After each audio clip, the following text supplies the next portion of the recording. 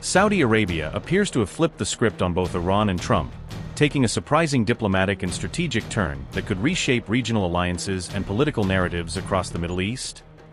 Riyadh has made its boldest move yet in Iran's neighborhood, stepping into a high-stakes political and diplomatic arena with actions designed to assert influence and challenge Tehran's traditional dominance.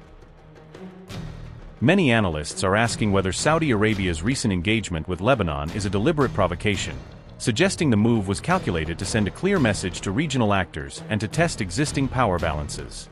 By reopening diplomatic and political channels with Lebanon, is Riyadh extending a cautious olive branch while also maneuvering in a landscape still heavily influenced by Iran's presence and its allied forces? Observers are now asking if Saudi Arabia is quietly trying to help construct a Lebanon less affected on Hezbollah, promoting a political and economic actors to reduce the militia's long-standing hold. Saudi Arabia has officially ended its 5-year ban on Lebanese imports, a move that immediately opens up markets and promises a much-needed boost to Beirut's battered economy and export revenues.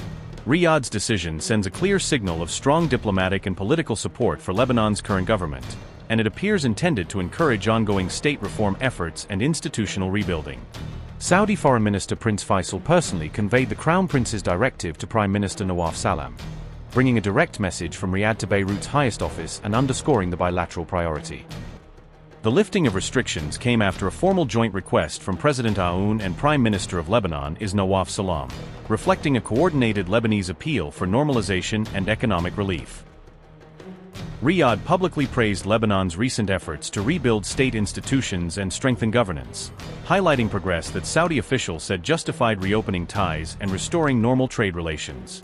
In announcing the move, Saudi Arabia reaffirmed its support for Lebanon's stability and national sovereignty, framing the decision as part of a broader commitment to a secure and independent Lebanese state.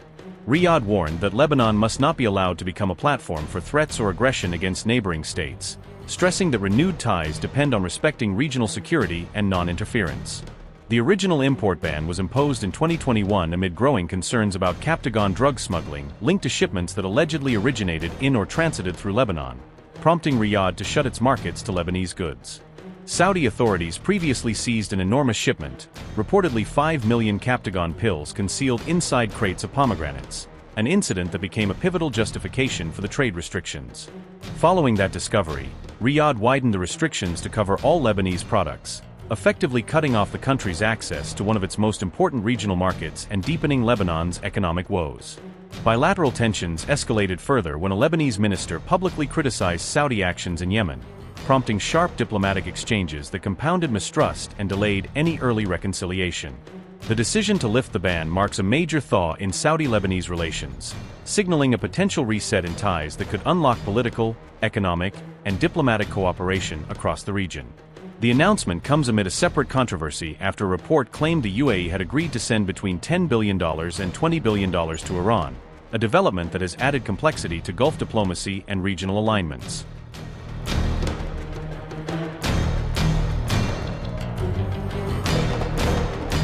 The UAE has strongly denied reports alleging that billions of dollars were transferred to Iran as part of a secret arrangement linked to regional de-escalation. The controversy erupted after a Reuters report claimed that the UAE had agreed to unlock between $10 billion and $20 billion for Tehran, with an initial tranche of roughly $3 billion allegedly already delivered. In a statement posted on X, the UAE Ministry of Foreign Affairs described the allegations as false and entirely unfounded.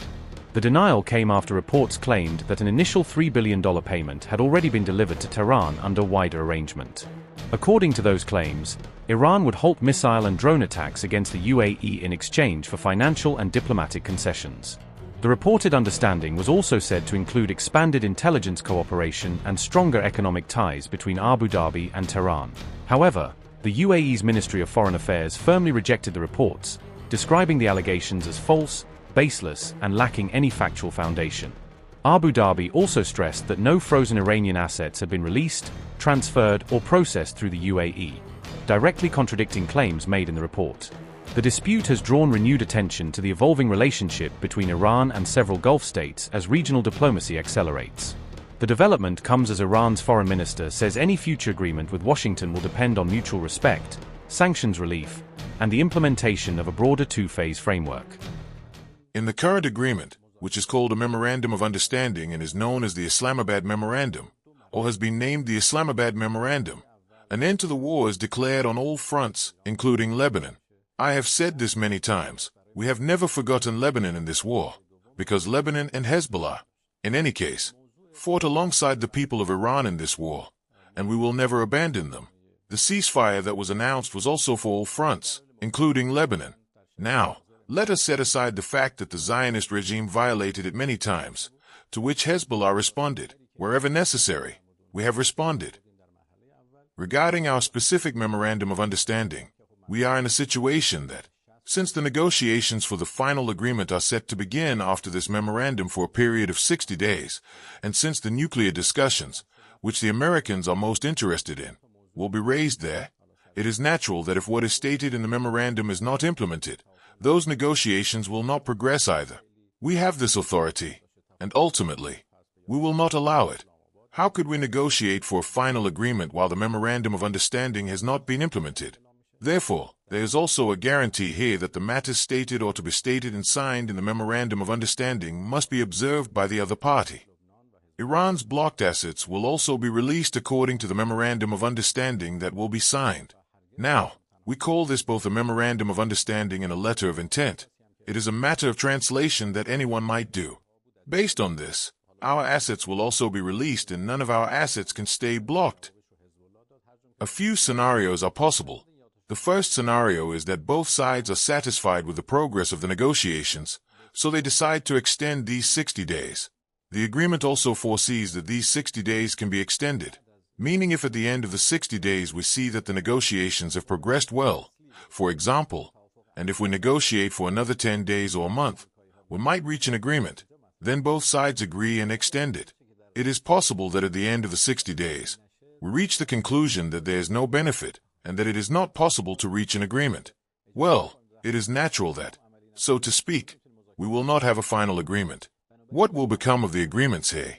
Naturally, everyone has the right to return to the previous state. It is possible that an agreement is reached to continue these in some form. I do not want to judge from now because it really depends on what position we are in at the end of the 60 days, how much the negotiations have progressed, and what kind of atmosphere we are ultimately facing. Two important topics that have been referred to in the final agreement are the lifting of Iran's sanctions and nuclear issues. Regarding the nuclear issues mentioned here, the discussion involves enrichment, which must be addressed there, specifically how it will be conducted. The discussion will also cover Iran's enriched materials and the stockpiles of Iran's enriched materials, which will be determined there, so to speak. Of course, our position has always been, and it has been our logical stance, that if these are to be decided upon, in our view, the only method for high-level enriched materials, specifically the 60% materials, is their dilution within Iran. In my opinion, this response of ours, attaching Israel, was also another strategic achievement, as we were the initiators of the offensive for the first time, to punish a regime that had in any case violated its commitments. In the global arena, this was recorded as a strategic victory for Iran, demonstrating that Iran is not joking, and if necessary, it is not only unafraid of war but will employ it wherever it is required. The war will end on all fronts, including in Lebanon, and a commitment will be made to no longer be the initiator of war, and that there will be no threats or use of force. Both sides will respect each other's sovereignty, and I believe this is the first time in 47 years that the United States has explicitly respected the sovereignty of the Islamic Republic of Iran, stated it, put it in writing, and requested that we, in turn, respect the sovereignty of the United States. It commits to not interfering in Iran's internal affairs and asks us to commit to not interfering in its internal affairs, meaning from a position of complete equality. I think this is one of the most important clauses of this agreement, that respect for the Islamic Republic of Iran, respect for the sovereignty of the Islamic Republic of Iran, has been established. I must explicitly state that this agreement has enemies, at the forefront of which is the Zionist regime, and they are looking for pretexts to disrupt this agreement. Agreement is a two-way street. Negotiation is a two-way street. We reach an agreement when both sides have a level of satisfaction. It is not necessarily always 50-50, but ultimately, both sides must have reached a point of satisfaction to consent to what is called an understanding. There is no agreement, no accord, where one side has won 100 and the other side 0. In my opinion, this is a self-evident matter in diplomacy. In these circumstances, threats are not only ineffective but also set back a potential agreement. Threats must stop, and we must speak with the language of respect in order for us to reach an agreement. Our position is clear. If we were going to give in to force and pressure, we would have done so long ago. If threats of attacking infrastructure, threats of attacking this and that were supposed to make us back down, we would have backed down long ago, which we haven't. Very clear messages were sent to the other side that threats have the opposite effect. If you want to move toward an understanding, the rhetoric must change. If you want to move toward threats, pressure, and war, we are ready and we will go there, just as they have experienced us every night over the past few nights. If we were going to back down, we would have backed down last night. There has not been a single night where there has been an aggression against our armed forces or our ships without our armed forces responding immediately. Iran has proven itself in this matter. The nature of the opposing parties is such that they commit breach of promise and create 1,001 problems in implementation. We have this experience with them. I must state here that we should expect various problems in the implementation of both this memorandum of understanding and that final agreement. If we reach it, we are not dealing with parties that are fully committed to their obligations. They use every opportunity for breach of promise. It is us who must close the paths to breach of promise, and we must have the capability to rely on our own strength and not allow them to fail to fulfill their obligation.